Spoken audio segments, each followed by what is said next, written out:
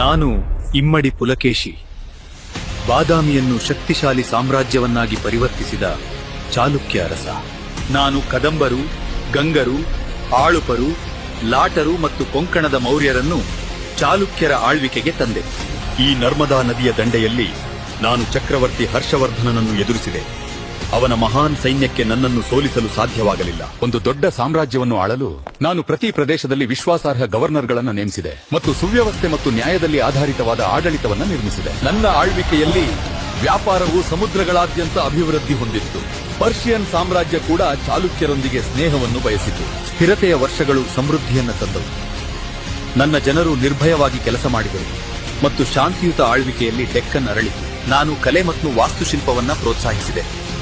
ನನ್ನ ಆಶ್ರಯದಲ್ಲಿ ಐಹೊಳೆ ಮತ್ತು ಪಟ್ಟದಕಲ್ಲು ಚಾಲುಕ್ಯ ಸೃಜನಶೀಲತೆಯ ಕೇಂದ್ರಗಳಾದವು. ರವಿಕೀರ್ತಿ ಐಹೊಳೆಯಲ್ಲಿ ನನ್ನ ವಿಜಯಗಳನ್ನು ದಾಖಲಿಸಿದ್ದಾರೆ.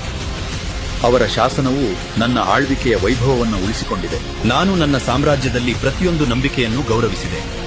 ಸಾಮರಸ್ಯ ಮತ್ತು ಶಕ್ತಿಯ ಮೂಲಕ ದಖ್ಖನ್ ತನ್ನ ಸುವರ್ಣ ಯುಗವನ್ನು ತಲುಪಿತು. ನನ್ನ ಆಡಳಿತ ದಕ್ಷಿಣಾಪಥವನ್ನ ಸಮೃದ್ಧಗೊಳಿಸಿದೆ ಮತ್ತು ನನ್ನನ್ನು ನೆನಪಿಸುವ ಪ್ರತಿಯೊಂದು ಹೃದಯದಲ್ಲೂ ಇಮ್ಮಡಿ ಪುಲಿಕೇಶಿಯ ಪರಂಪರೆ ಎಂದಿಗೂ ಜೀವ